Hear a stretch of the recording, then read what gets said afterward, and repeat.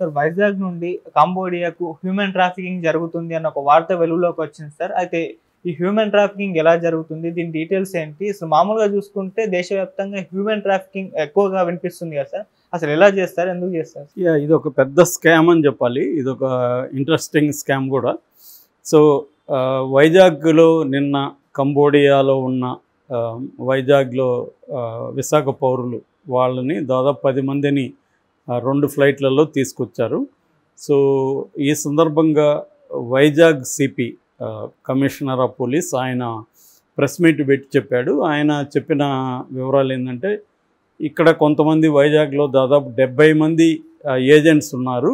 ఈ ఏజెంట్స్ కొంతమంది యువకుల్ని అట్రాక్ట్ చేసి వాళ్ళను కంబోడియాకు పంపిస్తామని చెప్పి అక్కడ వాళ్ళకి డేటా ఎంట్రీ జాబ్స్ ఇలాంటివి ఇప్పిస్తామని చెప్పి కొంత బేసిక్ కంప్యూటర్ స్కిల్స్ ఉన్న వాళ్ళని సెలెక్ట్ చేసుకుంటున్నారు. ఒక్కొక్కరి దగ్గర 1.5 lakh తీసుకొని వాళ్ళని కంబోడియాకు పంపిస్తున్నారు. అక్కడికి వెళ్ళినాక అక్కడ వీళ్ళు ఎవరి దగ్గరికి అయితే పంపిస్తారో వాళ్ళు డేటా ఎంట్రీ ఇవ్వట్లేదు. వాళ్ళు ఏం చేస్తున్నారంటే, కొన్ని చైనీస్ గ్యాంగ్స్ ఉన్నాయి కంబోడియాలో, ఆ చైనీస్ గ్యాంగ్స్కి వీళ్ళని అప్పగిస్తున్నారు. వీళ్ళని వాళ్ళు డిజిటల్ స్లేవ్స్ అని, సైబర్ స్లేవ్స్ అని పేరు పెట్టారు. సైబర్ స్లేవ్స్గా మార్చేస్తారు. అంటే సైబర్ స్లేవ్స్ అంటే అర్థం ఏంటంటే, వాళ్ళు చెప్పిన సైబర్ యాక్టివిటీ వీళ్ళు చేయాలి. సైబర్ యాక్టివిటీ అంటే అర్థం ఇండియన్స్ని మోసాలు చేసే రకరకాల స్కాములు. అవి నేను తర్వాత వివరిస్తాను. ఈ రకరకాల స్కాముల్లో వీళ్ళని పెట్టేస్తారు. వీళ్ళకి ట్రైనింగ్ ఇస్తారు, ఒక స్కామ్ ఎలా చేయాలి అని. ఈ స్కామ్లో వాళ్ళని పెట్టేసి వీళ్ళ ద్వారా ఇండియన్స్ని మోసం చేసేదానికి వాళ్ళు ప్లాన్ చేసుకుంటారు. ఇలాగా ఒక్క వైజాగ్ నుంచే 120 కోట్ల స్కామ్ జరిగిందని చెప్తున్నాడు రవిశంకర్ సిపి. సో ఇప్పుడు ఇది అక్కడున్న ఒక అబ్బాయి ఇక్కడ సిపికి ఫోన్ చేశాడు. ఇలాగ స్కామ్ జరుగుతోంది సార్, మేమందరూ ఇరుక్కున్నాము, మా పాస్పోర్ట్లు అందరూ ఆ గ్యాంగ్స్ తీసుకునేశారు, మమ్మల్ని బయటికి కూడా పంపించట్లేదు, నేనేదో కష్టపడి మొత్తానికి ఏదో ఒక ఫోన్ నెంబర్ పట్టుకొని మీకు ఫోన్ చేస్తున్నాను అని చెప్తే ఇమీడియట్గా ఇక్కడ సిపి అక్కడున్న మన ఇండియన్ ఎంబసీ, నాంపెన్ అంటారు, నాంపెన్ అనేది కంబోడియా క్యాపిటల్, అక్కడున్న ఇండియన్ ఎంబసీని కాంటాక్ట్ చేసి ఈ అబ్బాయిని కూడా ఇండియన్ ఎంబసీకి వెళ్ళమని చెప్తే, ఈ అబ్బాయి మొత్తానికి ఇండియన్ ఎంబసీకి వెళ్ళి మొత్తం చెప్తే, మొత్తం వాళ్ళు అక్కడ ఉన్న కంబోడియా గవర్నమెంట్తో మాట్లాడి వాళ్ళని ఇండియన్స్ ఎవరైతే ఉన్నారో వాళ్ళని సేవ్ చేస్తున్నారు. ఇట్లా ఆంధ్రప్రదేశ్ నుంచి 150 మంది కంబోడియాలో ఇలా ఇరుక్కున్నారని చెప్పాడు.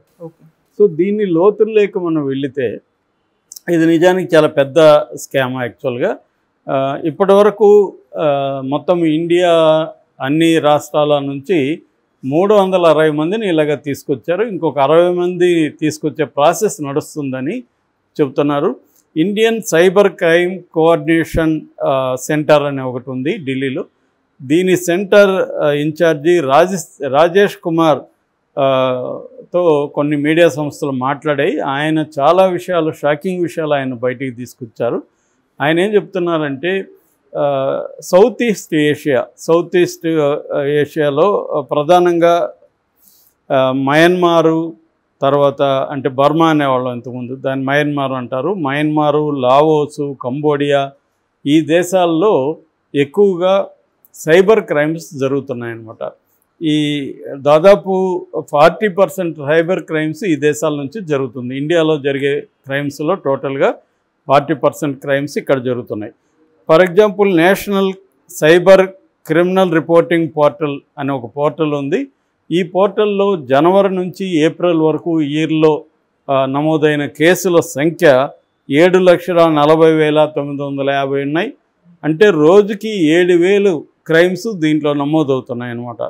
సో ఈ ఓవరాల్గా ఈ క్రైమ్స్లో ఎలా చేస్తారు అంటే, జనరల్గా వాట్సప్ కానీ, టెలిగ్రామ్ కానీ, ఫేస్బుక్ కానీ, గూగుల్ యాడ్స్ ఇలాంటి ప్లాట్ఫామ్స్ను ఉపయోగించుకొని ఈ క్రైమ్స్ చేస్తున్నారు. ఇందులో ప్రధానంగా ఈ రాజేష్ కుమార్ 4 రకాల క్రైమ్స్ గురించి ఆయన వివరించారు. ఒకటి, ఇన్వెస్ట్మెంట్ క్రైమ్. ఇన్వెస్ట్ చేయండి, దీంట్లో మీకు డబ్బులు వస్తాయి, ఇంత వస్తుంది, అంటే ఇంత ఇన్వెస్ట్ చేస్తే ఇంత వస్తుందని మనకు ఫోన్లు, మనకి ఈ యాప్స్లో మెసేజ్లు ఇవన్నీ వస్తాయన్నమాట. వచ్చిన తర్వాత మనల్ని వీడియో కాల్ చేయమంటారు. వీడియో కాల్ చేస్తే అక్కడ ఒక చిన్న ఆఫీస్ సెటప్ ఉంటుంది. ఆఫీస్ సెటప్ నుంచి కాల్ చేస్తుంటారు, మాది ఇన్వెస్ట్మెంట్ ఫర్ము, మీరు కానీ ఇంత ఇన్వెస్ట్ చేస్తే, ఫర్ ఎగ్జాంపుల్ ఒక ₹1,00,000 ఇన్వెస్ట్ చేస్తే మీకు 1 ఇయర్లో 2 lakhs వస్తుంది, ఇలాగని వాళ్ళని కన్విన్స్ చేసి చేయడం. సో ఇది ఇన్వెస్ట్మెంట్ క్రైమ్. ఇది కాకుండా ట్రేడింగ్ క్రైమ్. ట్రేడింగ్ అంటే డే ట్రేడింగ్. మీరు మేము చెప్పిన ఈ ట్రేడింగ్ యాప్స్లోకి వెళ్ళండి, మీరు ఆ ట్రేడింగ్ యాప్స్ ఐడి అవన్నీ చేసుకోండి, నేను మిమ్మల్ని గైడ్ చేస్తుంటా, మీరు చేయండి, మీకు డబ్బులు వస్తుంది అని చెప్పడం. అని చెప్పి వాళ్ళు ఏం చేస్తుంటారని మనం గైడ్ చేస్తుంటారు. ఆ ట్రేడింగ్ యాప్లో మనం వాళ్ళు చెప్పినట్టుగా దీన్ని ఇప్పుడు ఈ షేర్లు కొనండి, ఇమీడియట్గా బై చేయండి, బై చేయగానే దాన్ని ఒక గంట లోపల ఇమీడియట్గా ఇది అమ్మండి, ఇవన్నీ వాళ్ళు చెప్పిస్తుంటే మనం చేస్తుంటాం, మనకి లాభం వస్తుంది. ఒక 4 రోజులు 5 రోజులు 10 రోజులు లాభాలు వస్తుంటాయి. మనం ఏదో 5,000కి చేసామనుకో, ఆ రోజుకి 7,000 వస్తుంది లాభం. సో అంటే 2,000 మనకి మిగులుతుంది 7,000 ట్రేడ్ చేస్తే 5 నుంచి. ఇవన్నీ వాళ్ళకి ఏంటంటే నాకు 30% ఇవ్వాలి మీరు అని చెప్తారు. సో మనకి 2,000 వచ్చింది కాబట్టి 600 వాళ్ళకి ఇచ్చేస్తాం, మనకి ఇంకా 1,400 మిగులుతుంది. ఇదేదో చాలా బాగుంది, గంట పని, ఆయన చెప్పిస్తుంటే మనం చేయడమే, పైగా లాభం వస్తేనే అతను అడుగుతున్నాడు, క్లియర్గా ఉంది కదా అనుకొని ఏం చేస్తాం, మనం ఆ ట్రాప్లోకి వెళ్తాం. మెల్లమెల్లగా ఏం చేస్తాడు అతను, మెల్లగా అమౌంట్స్ పెంచుకుంటూ వెళ్తాడు. సో ఫైనల్గా మనం కూడా అప్పు చేసో ఏం చేసో బ్రహ్మాండంగా వస్తుంది మనకి అని చెప్పి ఒక్కోసారి అప్పు చేసి ఒక్కోసారి ₹3, ₹5 కూడా వడ్డీకి తీసుకొచ్చి, ఎందుకంటే ఇది మంచిగా ఇన్కమ్ ఉంది కదా, రోజుకి డబ్బులు ఎక్కువ పెడితే ఎక్కువ వస్తూ ఉంది. సో అలాగా మనం ఒక 50,000 సంపాదించే వరకు 50,000 1,00,000 సంపాదించుకునే విధంగా అతను ప్లాన్ చేస్తాడు. దాని తర్వాత డ్రామా ఉంటుంది, అసలు సినిమా అప్పుడు చూపిస్తాడు. సో మన దగ్గర 10 లక్షలు 20 లక్షలు పెట్టించి ఒక్కసారిగా మొత్తం డబ్బులు పోతుంది. ఈ డబ్బులంతా వాళ్ళ యాప్కే పోతుంది కాబట్టి వాళ్ళ దగ్గరే ఉంటుంది. ఇది ఒక ట్రేడింగ్ యాప్ స్కామ్ అంటారు దీన్ని. ఈ ట్రేడింగ్ యాప్ స్కామ్లు కూడా ఇలా చేయిస్తున్నారు.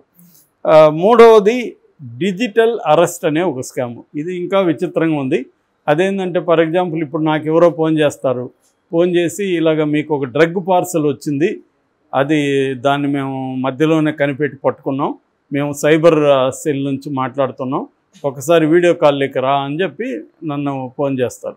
నాకు భయం స్టార్ట్ అవుతుంది. ఏమన్నా మేమెవరు ఆర్డర్ ఇవ్వలేదు సార్, మీరు ఆర్డర్ ఇవ్వలేదని మీరు ఎందుకు ఒప్పుకుంటారు, మాకు తెలుసు, మీరు ఇవ్వకపోతే మీ ఇంట్లో ఎవరైనా ఇచ్చి ఉండొచ్చు, మీ బంధువులు ఇచ్చి ఉండొచ్చు, నువ్వైతే నీ అడ్రస్కి అయితే వచ్చింది, మా దగ్గర ఉంది పార్సల్, ఒకసారి వీడియో కాల్ చేస్తే మొత్తం చూపిస్తూ ఉంటారు. సో వీడియో కాల్లో వాడు పార్సల్ చూపిస్తాడు, అక్కడ పోలీస్ స్టేషన్ సెటప్ ఉంటుంది, అక్కడ మొత్తం పోలీస్ స్టేషన్లో ఉండే వైర్లెస్ సెట్లు వ్యవహారం అన్నీ ఉంటాయి. సో మనం నమ్ముతాం కదా గ్యారంటీగా, లోగోస్ అన్నీ ఉంటాయి.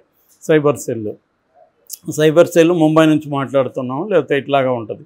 సో మనం ఇంకా వాడు చెప్పినట్టు సరే సార్ నేనైతే చేయలేదు, మరి ఏం చేయాలి సార్, ఇది లేదు నీ మీద కేసు నమోదైతే చేస్తున్నావు, నువ్వు 2 రోజులు ఎప్పుడైనా కూడా ఎప్పుడు కాల్ చేసినా మా టచ్లో ఉండు అంటారు. దీన్ని డీటెయిల్ అరెస్ట్ అంటారు. అంటే నిన్ను ఒక రకంగా డీటెయిల్గా అరెస్ట్ చేశారు, అంటే వాడు ఎప్పుడు చెప్తే అప్పుడు నువ్వు రెడీగా ఉండాలి. ఇలాగా నిన్ను భయపెట్టి నిన్ను ఇప్పుడు మాకు అక్కడ హైదరాబాద్ టీంని కాంటాక్ట్ చేస్తున్నావు, నిన్నైతే ఖచ్చితంగా అరెస్ట్ చేస్తావు, నువ్వు లీగల్గా మరి నీ లాయర్తో మాట్లాడుతావు, ఏం చేస్తావు చేసుకో అని చెప్పి వాళ్ళు ఇంక బెదిరిస్తారు. ఈ బెదిరింపుల నుంచి వాళ్ళల్లో ఇంకొకటి వచ్చి, మా సార్ చాలా కోపంగా ఉన్నారు, మరి ఏదన్నా సెటిల్ చేసుకో, నువ్వు ఎందుకు ఇదని మనతో మాట్లాడు. సార్ మరి ఎట్లా సార్, ఏం చేయాలి మీరు చెప్పండి సార్ అంటే, నేను మళ్ళీ అడిగి చెప్తానని కొద్దిగా టెన్షన్లో పెట్టడం. ఇలాగా దీన్ని డీటెయిల్ అరెస్ట్. ఫైనల్గా మన దగ్గర 1,00,000 2 లక్షలు ట్రాన్స్ఫర్ చేయించుకొని కేసు నుంచి నేను క్లియర్ చేస్తున్నాను, ఇక మీద జాగ్రత్తగా ఉండు, అడ్రస్ ఎవరికి ఇవ్వకు, ఫ్రెండ్స్కి ఇవ్వాలని సలహా ఇచ్చి వదిలేస్తారు. ఇది ఒక రకమైన క్రైమ్. 4వ రకమైన క్రైమ్ ఏంటంటే రొమాన్స్ అండ్ ఇదనమాట, సెక్స్. దీంట్లో ఎలా డేటింగ్ యాప్స్ కొన్ని పెట్టుకోవడం, మెల్లగా మనల్ని డేటింగ్లోకి లాగడం, మెల్లగా అక్కడ అమ్మాయిలు మొదలవుతారు, అమ్మాయిలతో రొమాన్స్, ఫస్ట్ చాటింగు, తర్వాత ఆడియో కాల్స్, దాని తర్వాత వీడియో కాల్స్, ఒక్కోసారి డైరెక్ట్గా వీడియో కాల్స్. సో వీడియో కాల్స్లోకి మనం వెళ్ళినాక వాళ్ళు ఫస్ట్ ఓపెన్ చేసి చూపిస్తుంది, నేను ఫస్ట్ టీషర్ట్ తిప్పుతాను, నువ్వు కూడా ఇప్పు అని చెప్పి మెల్లమెల్లగా గేమ్ స్టార్ట్ చేసి దించడం. మన ఎంపీ గోరంట్ల మాధవ్ కూడా ఇరుక్కున్నాడు. సో ఇట్లాగా కేసులు అనమాట. ఇదేమవుతుందంటే ఇవన్నీ తెలియని వాళ్ళకి ఇది బాగానే ఉంది కదా సరదాగా అన్నట్టుగా వీళ్ళు రంగంలో దిగుతారు. మెల్లగా మందంతా రికార్డ్ అయిపోయి ఉంటుంది. మంది రికార్డ్ అవ్వడమే కాకుండా మన ఫోన్లో ఉండే కాంటాక్ట్స్ అన్నీ కూడా వాడు లాగేస్తాడు. ఎప్పుడైతే లాగేస్తాడో వాడు అప్పుడు ఏం చెప్తాడంటే ఇది రికార్డ్ చేశాము, నీ ఫోన్లో ఉండే కాంటాక్ట్కి అంతా ఇది నేను పంపిస్తాను, సో నువ్వు ఇప్పుడు నాకు డబ్బులు ఇవ్వాలి అని బెదిరించడం. ఇప్పుడు మన ఫోన్లో ఉండే కాంటాక్ట్లు ఎవరెవరో ఉంటారు, బంధువులు, ఫ్రెండ్స్, రకరకాల వాళ్ళు, మన ఆఫీస్లో పనిచేస్తే ఆఫీస్ వాళ్ళు అంతా ఉంటారు. ఇవన్నీ బయటికి వెళ్ళిపోతే మన ఇది పోతుందని చెప్పి సరే డబ్బులు ఇస్తానని చెప్తారు. సో వ్యాజ్యం డబ్బులు లాగడం, ఇది ఈ 4 పద్ధతుల ద్వారా కంబోడియాలో అంటే మనోళ్ళని తీసుకెళ్తారు, కంబోడియాలో అక్కడ పెడతారు, అక్కడ పోలీస్ స్టేషన్ సెటప్లో మనోళ్ళని పోలీస్ డ్రెస్సులు వేయిస్తారు, మనోళ్ళ దగ్గర చేయిస్తారు. ఈ స్కామ్ అంతా కూడా మనోళ్ళ దగ్గరే చేయిస్తారు. అంటే ఇప్పుడు వైజాగ్ని తీసుకెళ్లారంటే తెలుగులో మాట్లాడించడం.